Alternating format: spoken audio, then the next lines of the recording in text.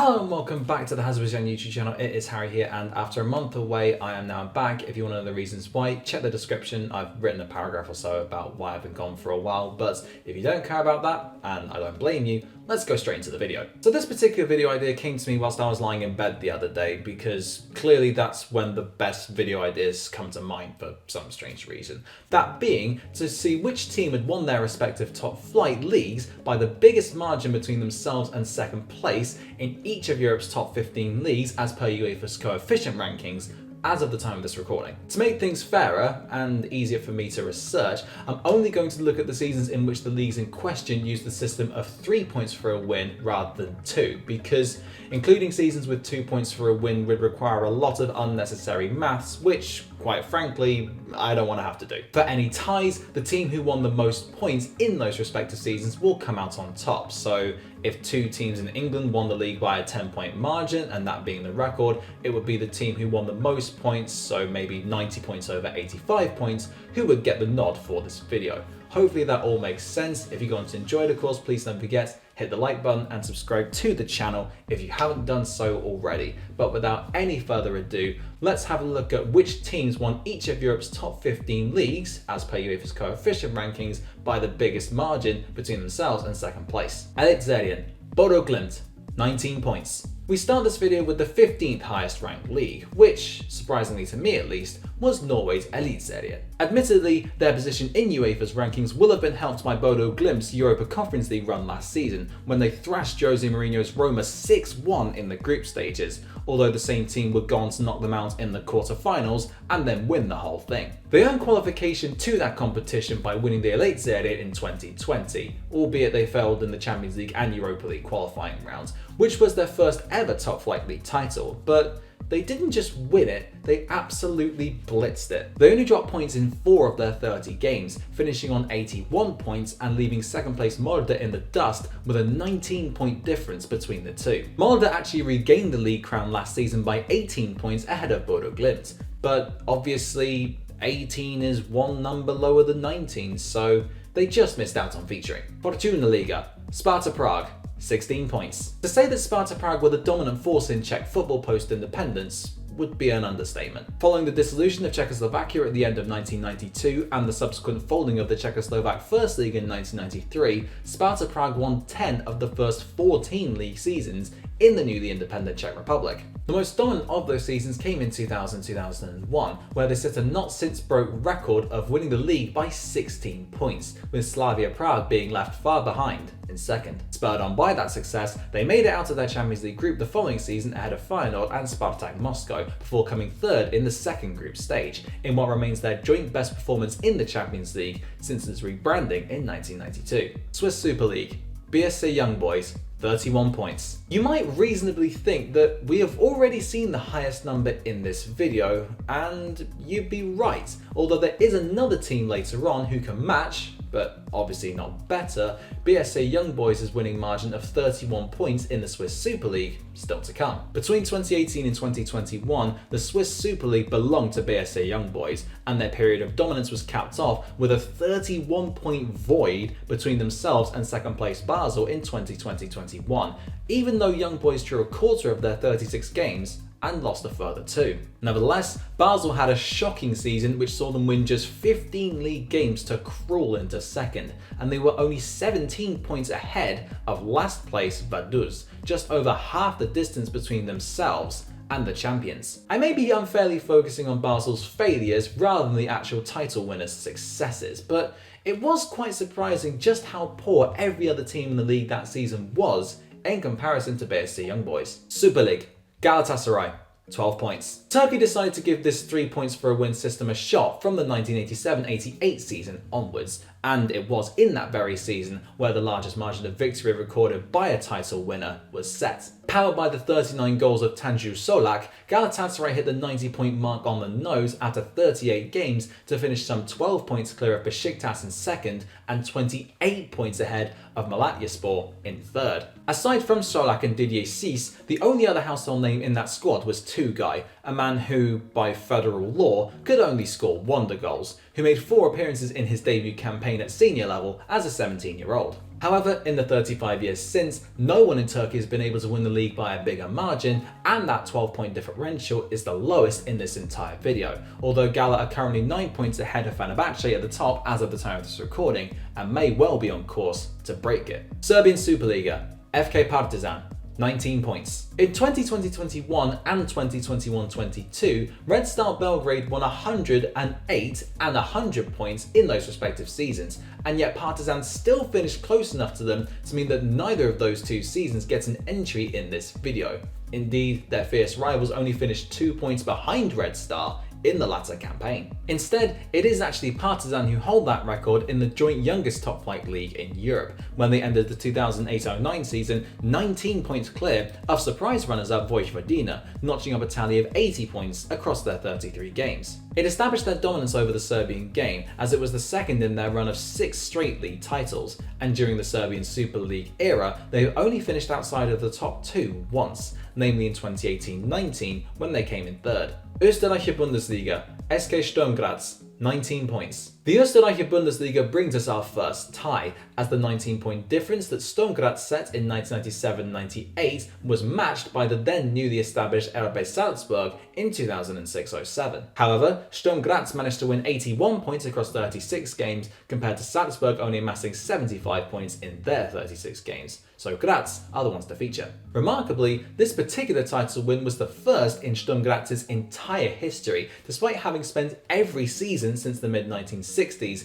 competing in the Österreichische Bundesliga, but I guess if you're going to win your maiden league title, you might as well do it in style. They proved it was no fluke by picking up another league title the following campaign, although they've only won one more in the 24 years since, with winning the league becoming a much more onerous task given RB Salzburg's emergence and dominance over the Austrian game in recent years. Scottish Premier League, Celtic, 30 points. Throughout the 2010s, Celtic essentially had a free run to the Scottish Premier League title year after year, following Rangers' sudden collapse into administration and subsequent demotion all the way down to the 4th tier of Scottish football. Between 2012 and 2019, they won the league by a double-figure points margin on 6 occasions, and in 2013-14, they pipped Motherwell to the league crown by finishing a mere 29 points ahead of them. However, they bettered that number by 1 in 2016-17, as Brendan Rodgers' first season in charge of the Hoops saw them win the first of 3 consecutive domestic trebles, including amassing 106 points in the league, going unbeaten throughout the campaign,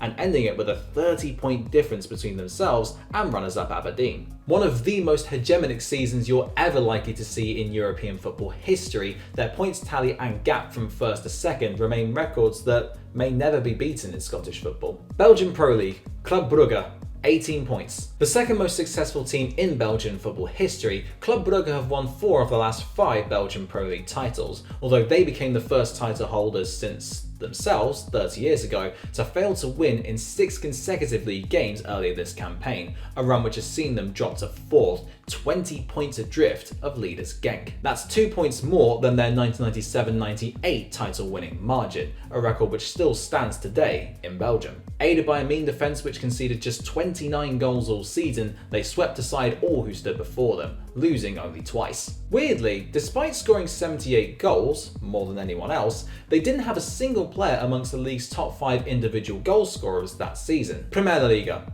Porto, 21 points. Moving over to Portugal next, and it's unsurprising that one of the big 3 holds this particular record in the country, given that they have won all but 2 Primeira Liga titles between them, a fact which I've brought up numerous times on this channel and probably will bring up even more times in the future. The team in question is Porto, whose 2010-11 campaign is undoubtedly one of the best in Portuguese football history, and perhaps even in European football history too. They won 27 out of their 30 league games, drawing the other 3 to go the entire season unbeaten. But on top of that, André Villas-Boas' Chargers won the Taça de Portugal and the Europa League, beating Braga 1-0 in the final. Villas-Boas was immediately appointed by Chelsea the following summer, following in the footsteps of one Jose Mourinho, who was also appointed by Chelsea following a continental treble, albeit his involved the Champions League rather than the Europa League. However, it would prove to be an ill-fated move for the 33-year-old, as he never inspired confidence in his team and was sacked after just 8 months in charge. Eredivisie,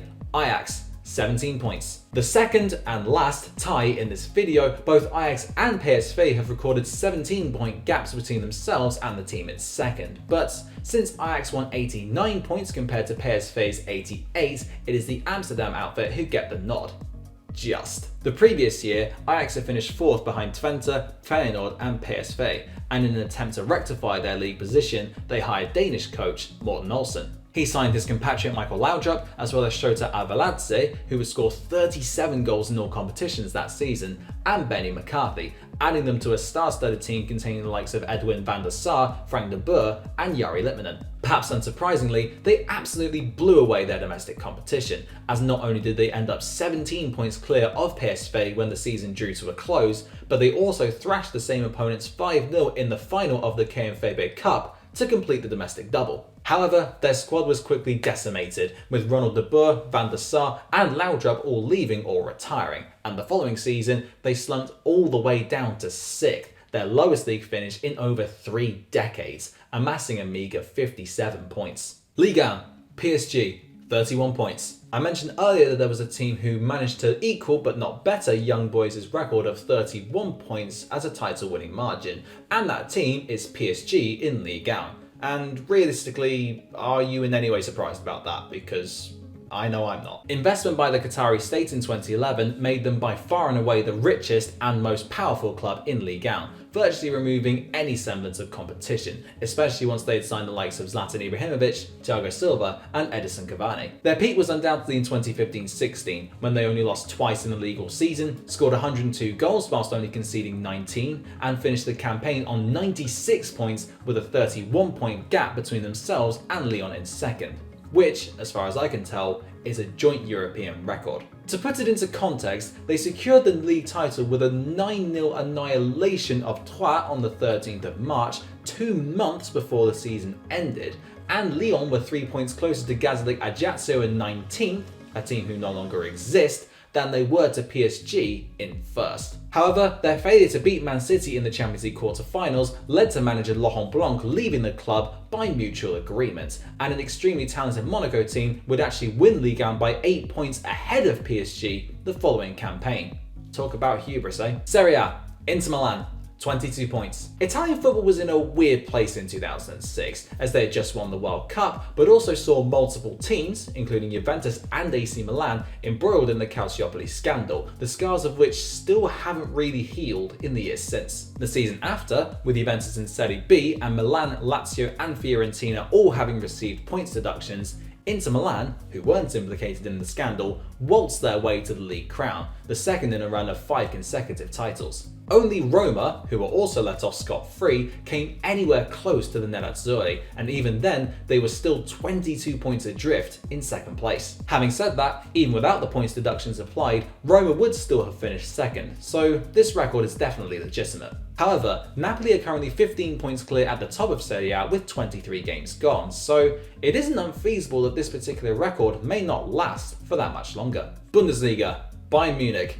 25 points. Using a phrase like poking the bear or kicking the hornet's nest could be an appropriate description of Bayern Munich's 2012-13 campaign. The previous year, they had finished second in the Bundesliga, the DFB Pokal and the Champions League, a feat no one had achieved since Bayer Leverkusen in 2001-02. But instead of being psychologically damaged by those near misses, they re-emerged stronger than ever and set in motion a hegemony never before seen in the history of the German game. In what was meant to be Jupp Heynckes' final season in management, they won the continental treble, winning the Champions League final against Dortmund at Wembley and finishing 25 points clear of the same team in the Bundesliga with a record points tally of 91. Ever since then, they have failed to not win the Bundesliga title, currently on an unbeaten streak of 10 consecutive league crowns. And although they are level on points with Union Berlin and Borussia Dortmund as of the time of this recording, it would take a brave person to bet against them, making it 11. La Liga,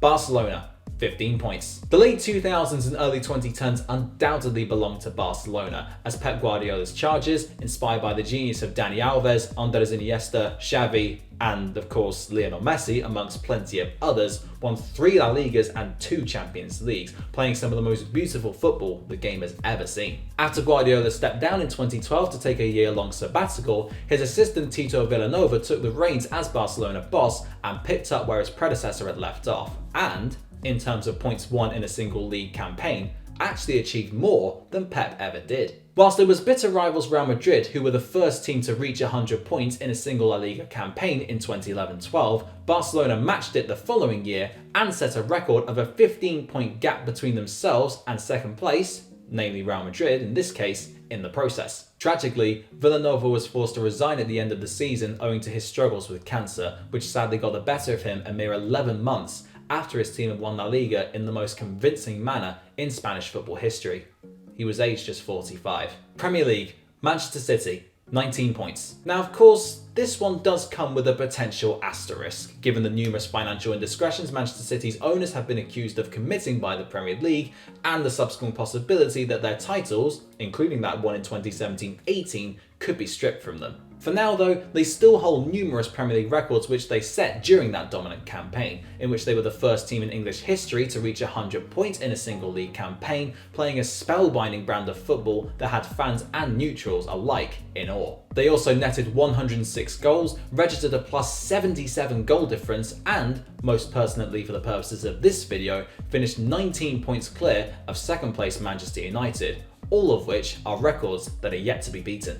Liverpool famously came close in 2019-20 when they recorded a points tally of 99 and were 18 points ahead of the Citizens, who occupied second place come the end of the campaign, but it wasn't quite enough to overhaul that record, meaning that City, for the time being at least, are the right answer. And that just about wraps up today's video looking at which team won each of Europe's top 15 leagues as per UEFA coefficient rankings by the biggest margin. If you enjoyed this video, of course, please don't forget, hit that like button, subscribe to the channel if you haven't done so already. You can ring the notification bell to be notified whenever I upload a video straight away. And if you've got any video ideas, maybe history documentaries or just weird ideas that you've got in mind that you want me to cover, let me know down in the comments section below. Thank you very much for watching, and until next time, I'll see you then.